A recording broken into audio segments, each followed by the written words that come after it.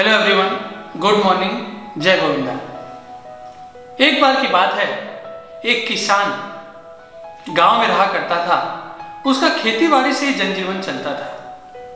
उसको एक दिन बीज लाना था शहर से, तो वो शहर जाता है बीज लाने के लिए। और जब बीज खरीदता है तो सामने दो घड़े रखे हुए रहते हैं। अचानक उसके माइंड में एक बात आती है कि क्यों ना मैं दो घड़े ले लूं, क्योंकि मुझे घर में पानी भी चाहिए होता है। तो मैं जब नदी से निकाल के लाऊंगा तो मेरे घर में बहुत ज़्यादा पानी हो जाएगा और मुझे बार बार नदी नहीं जाना पड़ेगा।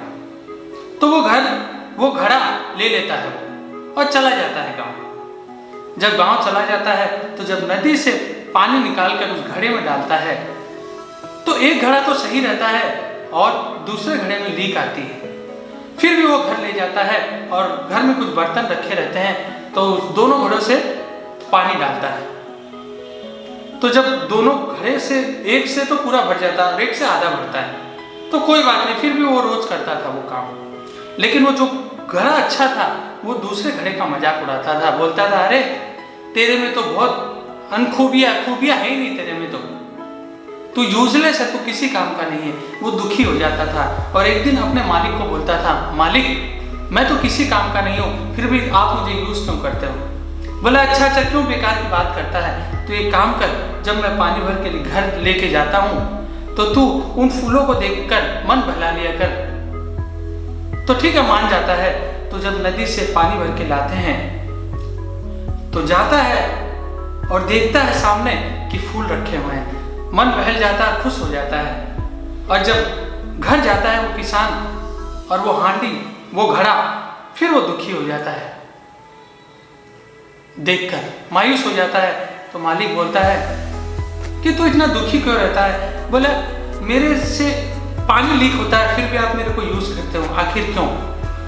बोला, जब मुझे पता था, जब तू लीक कर गया था तो मैं जो फूल के बीज होते हैं ना वो रास्ते में बो दिया मैंने, और फिर रोज जब रास्ते से निकलता था तो पानी वहीं जाता था तेरा और वो फूल उग के तैयार हो गया। तो वो फूल मैं एक्सपोर्ट करता था और आज भी करता हूँ और उससे मुझे बहुत फायदा मिलता है। तो इस स्टोरी का मतलब क्या है? इस स्टोरी का मतलब ये है कि हमें ये नहीं सोचना चाहिए कि हम बेकार है, हमारे अंदर कमजोरियां हैं। तो weakness it's just a dictionary word, और कुछ नहीं है। आपने स्टीफन हॉकिंग का तो नाम सुना होगा। स्टीफन हॉकिंग को 21 साल की उम्र में मोटर न्यूरॉन की बीमारी पकड़ ली थी, यानी कोई भी बॉडी का पार्ट्स मूवमेंट नहीं करना, वो बंद हो जाना अचानक से, यानी पैरालिसिस होना। फिर भी वो हिम्मत नहीं हारते थे। उन्होंने जो काम किया और इतने बड़े साइंटिस्ट बन गए। क्यों?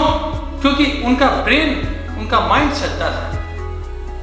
उनको समझ में आ गया था कि विकलांग नामक चीज कोई होती नहीं। जैसे क्या होता है, हमारा माइंड एक बोर्ड की तरह है। हम ड्राइंग करते हैं, भले ही वो ड्राइंग अच्छी नहीं हो लेकिन वो स्ट्रक्चर बन जाता है। फिर हम पे डिपेंड करता है कि वो स्ट्रक्चर को पूरा करने के लिए सही तरीके से उसको आगे कैसे बढ़ा जाए।